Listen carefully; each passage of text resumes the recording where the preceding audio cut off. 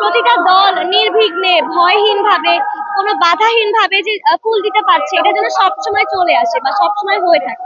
৫৪ বছরের যে স্বাধীনতার মধ্য দিয়ে যে বাংলাদেশ বিনির্মাণ হয়েছে, আমরা তাদেরকে স্মরণ করতে চাই, সারা জীবন আমৃত্যু স্মরণ করতে চাই। এই বিষয়ে সতর্ক হওয়া প্রয়োজন যে আমরা যেন প্রতি বছর যেরকম এখানে ঠিকঠাক করা হয় শহীদ দিবস, ভাষা দিবস আসলে, তো প্রতিদিন যেন এই আমেজটা থাকে, সবাই যেন এই জায়গাটা শ্রদ্ধা করে।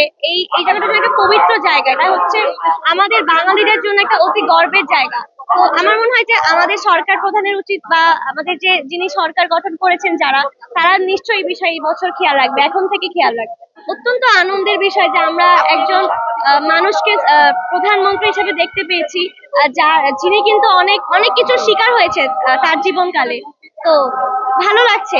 একজন তরুণ হিসেবে আমি চাই যে একটি স্বাধীন বাংলাদেশ, এই যে এই বছর যেরকম প্রতিটা দল নির্বিঘ্নে ভয়হীনভাবে কোনো বাধাহীনভাবে যে ফুল দিতে পারছে, এটা যেন সবসময় চলে আসে বা সবসময় হয়ে থাকে।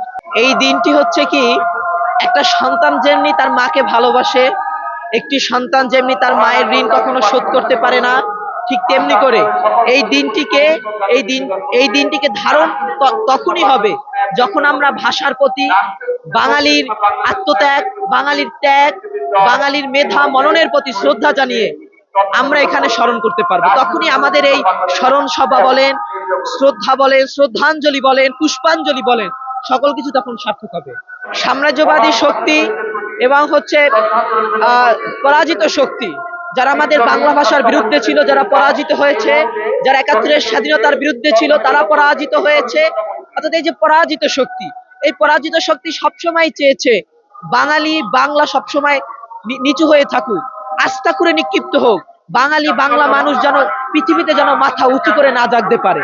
কিন্তু আজকে দেখুন, ইতিহাসের এমন একটি সময় আমরা আজকে দাঁড়িয়ে আছি, যে সময়ে সমগ্র জাতি আজকে ভাব গাম্ভীর্যের সহিত তারা আজকে ভাষা দিবস পালন করছে। শুধু আমরা বাঙালিরা না, সারা বিশ্ব জালেম গোষ্ঠী সবসময় অসত্য, যারা অসত্যকে ধারণ করে, লালন করে, তারা সবসময় চাইবে বাঙালিকে, বাংলার ভাষাকে, বাংলার সংস্কৃতিকে ভুলণ্ঠিত করতে। তারা কখনো পারবে না, তারা অদূরে পারেনি, তারা ভবিষ্যতেও পারবে না।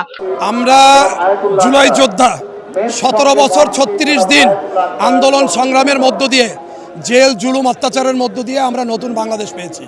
আমাদের সহযোদ্ধারা শহীদ হয়েছেন এবং আমরা আহত হয়েছি, অনেকেই গুলিবিদ্ধ শরীরে এবং পঙ্গুত্ব বরণ করেছেন। এই নতুন বাংলাদেশ পেয়েছি। এই বাংলাদেশ পাওয়ার পূর্বে যারা শহীদ হয়েছেন ভাষার জন্য, এবং ৭১ সালের ৫৪ বছরের যে স্বাধীনতার মধ্য দিয়ে যে বাংলাদেশ বিনির্মাণ হয়েছে, আপনি এদেরকে আমরা আসলে স্মরণ করছি হৃদয়ের গভীর থেকে। আমরা তাদেরকে স্মরণ করতে চাই, সারা জীবন আমৃত্যু স্মরণ করতে চাই। আমরা যেমন এই ২৪-এর গণঅভ্যুত্থানে একজন ২৪-এর মুক্তিযোদ্ধা, তারাও শহীদ হয়েছেন ভাষার জন্য, তারাও শহীদ হয়েছেন দেশের জন্য। আমরা তাদেরকে আজীবন স্মরণে রাখবো।